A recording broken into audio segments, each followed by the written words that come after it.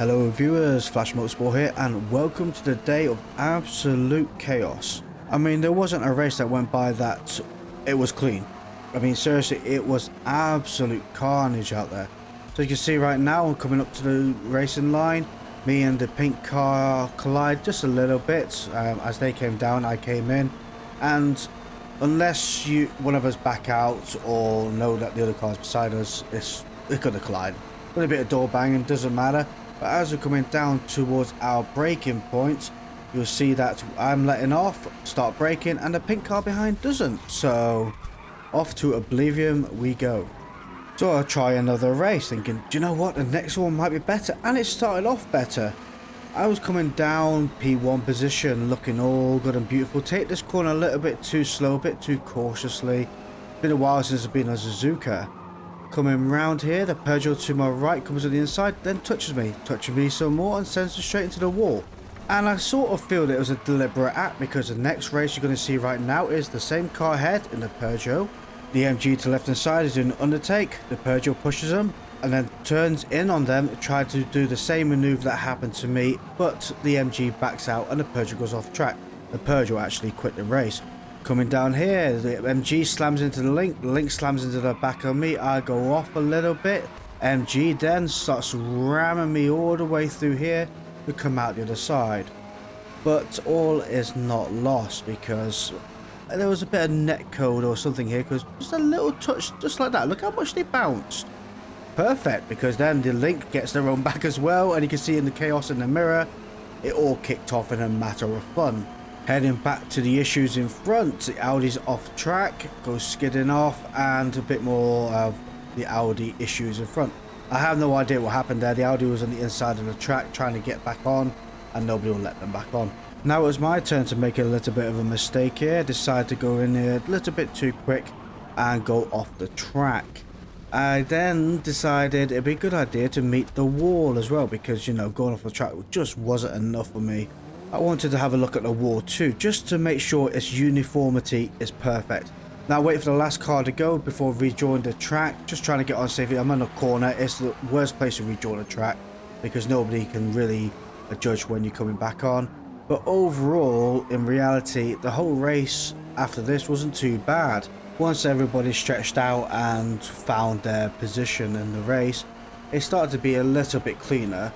Not as clean as some of the races I've had before, but due to a few shenanigans like that car in front, no longer am I last. Now I'm in P18, and if I can pass half dead 71, I get P17. So like I say, it is still kicking off a little bit. I have no idea what everybody ate today, but everybody was aggressive as anything. And you might ask yourself, Flash, why did you join the track after everybody went? Well, I'm not being funny, the position I was in was quite up front. After the incident I managed to have just by myself, I didn't really see the point in fighting my way back onto the track and A, taking more cars with me, or B, taking myself out further again and upsetting people in the process. There's no point. I've lost where I was. I'm not going to get it back, because my pace was up with their pace. Maybe they were faster, maybe I could have been a bit faster, but at the position I'm in and being in short races, I'm not going to claw it back. So there's no point. Just wait for everybody to go and work your way back up the pack cleanly. Right now, people's quitting left, right and centre. Like you see, the car MG to my right hand side's quit. There's a lot of dirt in front of me. There's another car. Oh, that car's just quit as well. The chaos was quite intense, and people were quitting left, right and centre. Even I quit a race today, and it's very unusual for me to quit a race. It was totally my fault, and to the person, hopefully I didn't take him out. What happened was, coming up to the final corner of Laguna Seca, I was undertaking a car. I totally forgot that before you take a corner you should use your brakes just to reduce your speed a little. I totally forgot about that part. And as soon as I realised and I passed the 200 board and I still had my throttle maxed out, I just hit that start button, and hopefully I would have ghosted and everybody gone through safely. I just quit after that, because I thought I don't want to be a part of a race that I can't drive. Like, you know, it was a complete mistake on my part, and I thought I went out of the race into a private lobby and just sat there in Laguna Seca and just going lap after lap to retrain myself to go This is actually how you should drive a vehicle. All part of the fun, I guess.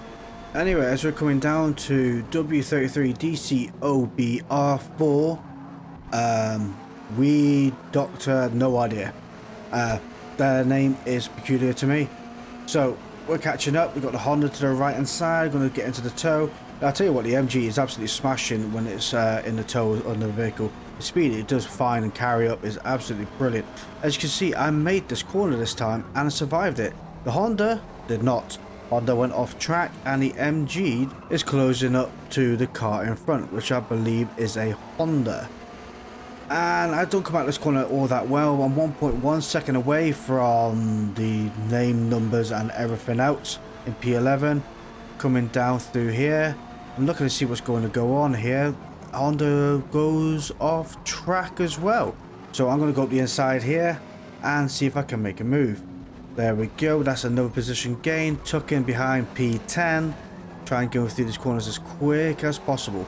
These corners are quite technical really, because they're not fast corners, but the exits of the corners are fast. The last thing you want to do is go into the corner with understeer and then not have a good straight line on the way out, thus not having a nice clean getaway in the car.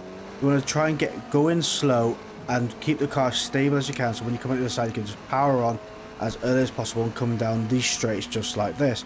Coming over to the right hand side, I'm looking out for the 150-ish marker. There isn't a marker, it's between the 100 and 200. Breaking down a second gear and coming through, and I'm looking to see if I can make a move in the MG beside me. And I can't hear them, there they are behind me. So that is another position gain. So going from quite early up front to be going right at the back, and now I'm pretty much middle of the pack. So I'm working my way up, it's not too bad. 4 seconds away from Oldie Frog 0 in P9. It's going to be really hard to try and make that time back. I know they don't have a penalty, but let's be honest, 4 seconds on this track is going to be quite hard to find unless they mess up or are significantly slower than me, which I don't think they are. But yeah, that's pretty much end of this race. Coming up on lap 5 now. We're breaking down through here into third gear, coasting it round. Tyres are pretty much done in for themselves, about to hit the minor wear marker. I find sometimes these races, they are very, very close on pushing the limit of medium tyres. And sometimes you wonder to yourself, is it beneficial to go hard? And I don't think it really is, because you have 5 laps of, let's say 4 laps of hards. The time you've lost of being on hard is not really that beneficial to the time you would have lost on 1 lap or even half a lap on worn mediums. So to be quite honest with you, I'll stick with the mediums on that one. Brake a little bit too early here. Brake at the 200 ball, where I really should have broken between the 200 and the 100, maybe closer to the 100 end. So you're looking probably about 130, 140 rather than a full 150. You're going down a second gear, coming down through here. As I said, this corner I'm not very good on this bit here, because I seem to either go too slow, cut it like I just did there, a little bit too much, and I give myself a lovely little penalty. Oh, there's a car just gone off track here. I wonder if I can make a move on that person. There we go, that's a BP9 gain for me. Look at that. But yeah, I'm not too confident in that corner. That's something I need to work on to get it just right. If I cut it too early, go through too slow, or like it did when I crashed, went through too fast. Moving on to Daytona, and this race was a nice clean race actually. Well, as cleaner than what we've had up to now. Starting in P4 position, we have the MG, and I think that to my left is also an MG, or is it a Link? No, it's an MG. So 4 MGs on pole. Well, I'm not technically in pole, but I am close enough to see what it looks like. Coming down to our first corner here, people started braking a little bit earlier. Down the second gear, the MG, DeWalt MG that was in P1 was a little bit too wide. HRT Spartan, and I go up the inside here. I'm getting a bit nervous here because obviously, as you've seen up to now, a bit worried that they were going to come over towards me. But so, luckily enough, they didn't. Seems to be a good race overall. I've never been this wide on the track. I was expecting to get a penalty, but others have said previously that you can actually take the corner quite wide. Coming down through here, come through flat out. I let off because I'm in the tow of other vehicles, so I don't want to be sucked into a bit of slipstream and have a bit of a light end on the front. So I let off a little bit, just get the nose down a little bit, add a bit more weight so I can make it through the corner.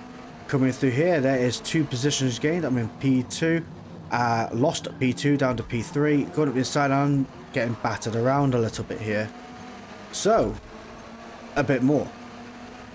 GoPro in the MG, all of us are in the MGs. I get such a slingshot past them. Absolutely brilliant. I'm staying behind P3 position, trying to keep up the slipstream of them there. The MG does seem to be quite powerful in the slipstream. You can see right now I'm really clawing up some speed here. Looking out for my marker, which is the green light bulb there, down to 4th gear, braking, get rear-ended by the GoPro MG in my mirror, and go off the track a little bit and come back on. Killed all my speed absolutely, but the Audi behind gives me a little love tap. Come on buddy, let's work together. And I wish the system would work a bit better like that, because now you can see they're overtaking me there. They have my slipstream, and it would be really nice that we could have worked together a bit more with the physics system of being able to bump drafts ourselves along the race. By tucking behind them, you can see the speed boost I'm getting right now, 159, 160, and the speed increase is absolutely incredible. And you've got to be mindful of that when you're hitting the braking points. Brake a little bit earlier, because the speed increase you get from the car's own power to being a slipstream is astronomical in the MG. It's absolutely brilliant. It's really like the Honda on par, except the Honda doesn't suffer from the lightness on the front end where the MG does whilst it's in slipstream. But like I say, the MG is very quick when it is in slipstream on another car, especially you've got an Audi or another MG in front of you. Absolutely brilliant. Coming through here, we're trying to catch up to the positions in front. You see something's going off there. The D920 MG had a little bit of a twitch moment and is getting very close up to the P2 position in their MG. Me and P3 are just watching all this unfold, breaking down to 2nd gear, diving in and power on out the other side. Coming through here now, the Audi had a better exit than I did, but lucky enough, like I say, I'm in the slipstream, so I can gain a bit of time here. Also, the Audi in front is in their own version of slipstream for the cars in front, so we're basically all drawing in onto P1, which is quite nice really, because P1 has no slipstream. They're pretty much leading the pack of it, and you see now P1 is no longer P1. Braking down to 4th gear, and this is a weak point for me as well. I can really do with trying testing this track a little bit more than what I've done up to now and maximise that through there. But I'll break down to 4th gear, get to about 95 miles per hour and try and keep the car as straight and true as possible, whilst also staying away from the curb and the grassy bits, because I hit the grassy bits a few times. It really pulls your car over. So try and keep away from the grassy bits on there as well, and got to be mindful of the back end really coming around on you, which shocked me quite a bit. Last time I did this race was when it first came out. This has been a good month or maybe more ago that I've actually been on this track. So as you can see, Audi goes off a little bit here, I get rear-ended and I go off as well. So we're all meeting the same kind of doom here. I get demoted down to P6. Just the way the cookie is crumbling today. But we're going to make it back, because I'm sure more chaos is going to happen in front. It really, honestly, everybody has been so angry at each other. I don't know where it's come from. We had a whole week of just absolute bliss, and then this week I come to this race, and well, the series of races I've done all day today, and it's been absolute chaos. It's got to a point where I sat there and I thought, do you know what, I need to go for a walk because this is driving me nuts. As we go up the inside of P5 position, P5 position, braking down to 2nd gear here, taking it nice and tight and coming out of the corner and start accelerating. Well, let's come out of this corner and accelerate quite early, because you want to gain the maximum speed down the straight as you can. I have the NG to my right. I'm getting a bit nervous because they're coming down a little bit and going back up, so I'm not too sure if they know I'm there. We rub a little bit, so now they definitely know I'm there. What I'm looking for is to try and get myself tucked in behind the Audi in front, but I'm a bit worried where the MG to my right is. I have a little bit of space. I'm going to tuck in behind these, gain this little bit of speed boost whilst they're also going to gain a bit here. I brake at the braking point, and the MG for some reason slams into the back of me. Takes themselves out, takes me out, and I was so annoyed. I was expecting to get a penalty through here, but luckily enough, I get a no penalty. I could not believe it. Could not believe it for the life of me. Never mind, down to P6, I have Fegan 23 in front of me. I'm going to make a move on them because this car is definitely much quicker. Look at that, just passing them. There's no way I'm going to gain 9 seconds to the car in front. So this is pretty much my fate of the race sealed right here. Going over the start and finish line for the last lap. We're going to look out for the end of the pit lane here, braking down to 4th gear, letting it off and coasting and braking some more down to 2nd gear, taking it in and start accelerating out the other side. Coming through here flat out, you don't need to brake for anything here. Looking for your cones on the right hand side, start braking at the start of the cones, down to 2nd gear, take it nice and tight, watch the roller coaster go around the wheel and accelerate out the other side. Coming down through here, you want to get over to your right hand side. Keep yourself flat out, looking over to your left and then bringing it in. Remember, keep yourself flat out. At the end of these cones, start braking down to 2nd gear and take it nice and tight again. As you see the Rolex sign, start accelerating and coming out the other side. Bring it back over to your right hand side. Just after the cones, start braking down to 2nd gear and take it tight again. As soon as the curb ends, start accelerating and onto the banking we go.